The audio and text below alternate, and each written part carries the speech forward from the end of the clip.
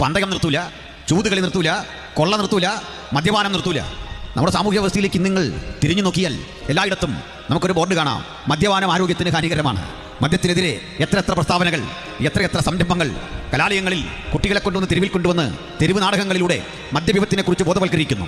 ഇതിൻ്റെ പ്രാണിതാക്കളായ നമ്മൾ തന്നെ മറുവശത്ത് മദ്യം അതില്ലാതെ ജീവിക്കാനാവില്ല എന്ന് നമ്മുടെ എല്ലാ തരത്തിലുള്ള സമ്പദ് വ്യവസ്ഥയുടെയും ആധാരം, അതിൻ്റെ നട്ടെല്ല് മദ്യമാണ് എന്ന് നമ്മൾ തെറ്റിദ്ധരിച്ചുകൊണ്ട് ഇത്തരം ഉൽപ്പന്നങ്ങളെ പ്രോത്സാഹിപ്പിക്കുന്നു.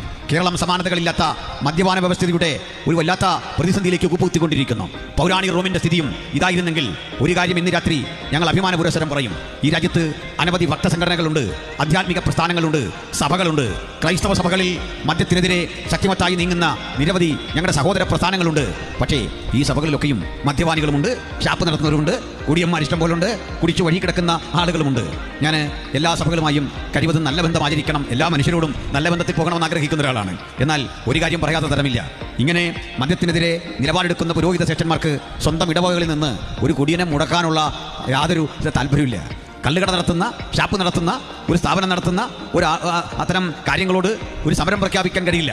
സഭകൾക്കുള്ളിൽ ഇത്തരം ആളുകൾ ഷാപ്പ് നടത്തുന്നവരായോ അല്ലെങ്കിൽ ബാർ നടത്തുന്നവരായോ ഉണ്ടെങ്കിൽ എൻ്റെ പ്രിയപ്പെട്ട സുഹൃത്തുക്കൾ ഓർക്കണം, ബാറെന്നോ ഷാപ്പെന്നോ ഓമന പേരിട്ടെന്നോ അതിനെ വിളിക്കണ്ട, മറ്റൊരു പേര് അതിന് പറയാം. ഈ നാട്ടിൽ ആയിരക്കണക്കിന് യാചകരെ വാർത്തെടുത്ത ഒരു വ്യവസായശാലയുടെ പേരാണ് സത്യത്തിൽ ബാർ. മനസ്സിലായിക്കണമല്ലോ, ബാർ എന്ന് പറയുന്നത് ആയിരക്കണക്കിന് യാചകരെ വാർത്തെടുത്തൊരു സ്ഥലം, നൂറുകണക്കിന് രോഗികളെ സൃഷ്ടിച്ചൊരു സ്ഥലം, അകാല മരണങ്ങൾക്കും അപ്രതീക്ഷിതമായ തകർച്ചകൾക്കും കുടുംബ തകർച്ചകൾക്കുമൊക്കെ പ്രഭവ കേന്ദ്രമായിരുന്ന ഒരു സ്ഥലം. ആ സ്ഥലത്തും നമുക്ക് കാണാം യേശുക്രിസ്തുവിൻ്റെ ചിത്രം കാണാം. അവിടെയും ക്രിസ്മസ് ദിവസങ്ങളിൽ ക്രിസ്തു ജനിച്ചത് ഇവിടെ എന്ന് സൂചിപ്പിക്കുന്ന നക്ഷത്രത്തിന്റെ രൂപങ്ങൾ കാണാം. ഇതിനകത്ത് ഞാൻ ആരെയും കുറ്റം പറയുകയല്ല, ഒന്നും പറയാതെ വയ്യ, കൃത്യമായി തന്നെ ഞാനത് ബോധ്യപ്പെടുത്തട്ടെ. മദ്യത്തിനെതിരെ, അതിന്റെ ദൂഷ്യവശങ്ങൾക്കെതിരെ ഏറ്റവും ആധികാരികവും കൃത്യവുമായ ഒരു നിലപാടെടുക്കുകയും ഒരു മദ്യപാനിയെ പോലും അനുവദിക്കാതെയും ഒരു മദ്യപശാല പോലും തന്റെ സമൂഹത്തിൽപ്പെട്ടവർക്ക് ആർക്കും ഉണ്ടാകാൻ പാടില്ലെന്നും കൃത്യമായ നിലപാടുള്ള ഒരേ ഒരു സമൂഹം ഇന്ന് നമ്മുടെ നാട്ടിൽ ജീവിച്ചിരിപ്പുണ്ടെങ്കിൽ അത് യേശുവിന്റെ അനുഗാമികളായ ഞങ്ങൾ മാത്രമാണ് എന്ന സത്യം ഈ ഗ്രാമത്തോട് പ്രസ്താവിക്കുമ്പോൾ ഒരു കാര്യം മനസ്സിലാക്കിക്കൊള്ളണം, അതിന് ഞങ്ങളെ പ്രേരിപ്പിച്ച ഘടകം മറ്റൊന്നുമല്ല, സുവിശേഷം മനുഷ്യ സ്നേഹത്തിൻ്റെതാണ്. അത് മാനവ സമൂഹത്തിന്റെ സാർവത്രികമായ ഉദ്ധാരണത്തിന്റെ ശബ്ദമാണ്.